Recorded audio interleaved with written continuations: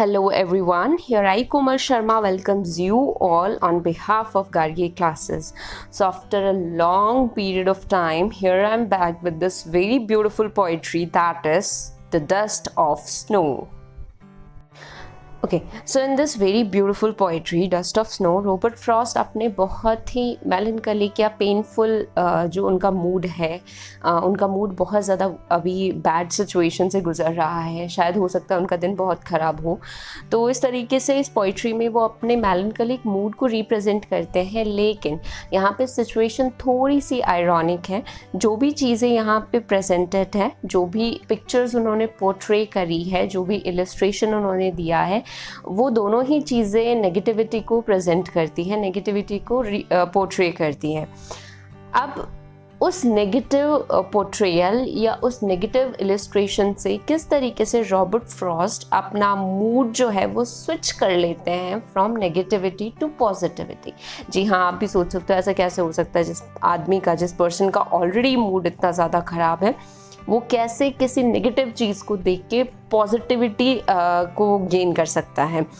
So without taking much of your time, here I begin with this most amazing poetry by Robert Frost. So first of all, I would like to recite this poetry for all of you. The way a crow shook down on me, the dust of snow from a hemlock tree has given my heart a change of mood and saved some part of a day I had rued. So first of all यहाँ पे दो portrayals हैं। First of all the portray और the picture of crow and the second one is hemlock. So basically अगर हम देखें तो crow को माना जाता है, crow is associated with bad luck. अपने इंडियन कल्चर में भी ये चीज़ मानी जाती है और वेस्टर्न कल्चर में भी इस चीज़ को एक्सेप्ट किया गया है that crow is considered as a symbol of bad luck, है ना। और जो हैमलॉक ट्री है that is a poisonous tree, एक पॉइजनस ट्री होता है हैमलॉक ट्री। तो आप इजीली इस चीज़ को देख सकते हैं कि दोनों ही जो पिक्चर्स हैं, दोनों ही जो इलस्ट्रेशंस हैं, वो नेगेटिविटी को प्रेजेंट करते हैं, वो बैड लक को प्रेजेंट करते हैं, वो बैड ओमीन को प्रेजेंट करते हैं या फिर बैड मूड को प्रेजेंट करते हैं। तो hemlock tree here presents the bad mood of the poet, right, and crow is the representation of bad luck.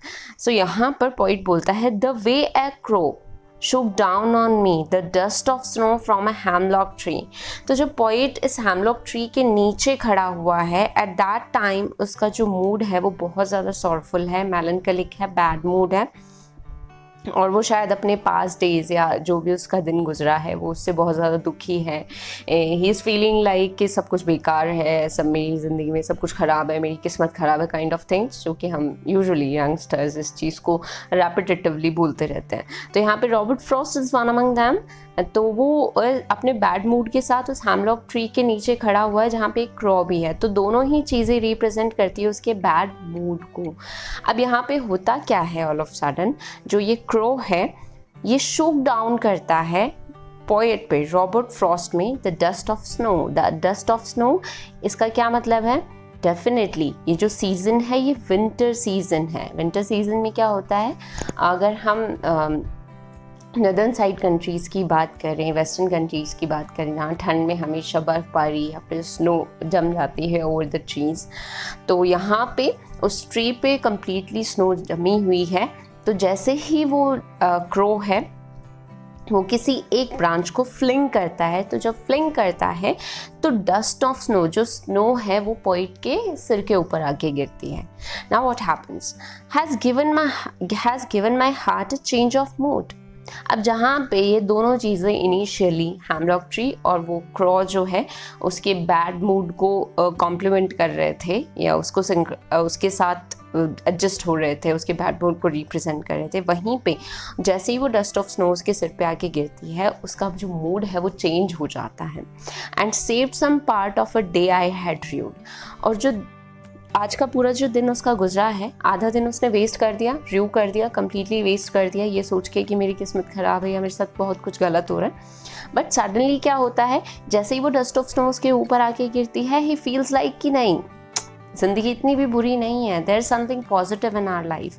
तो ये डस्ट ऑफ स्नो जो है वो रिप्रेजेंटेशन है कि there is some positive rays in our life, there is something positive। अगर चारों तरफ से हम नेगेटिविटी से घिरे हुए हैं तो there are some rays जो हमें लीड करती है फ्रॉम नेगेटिव टू पॉजिटिव।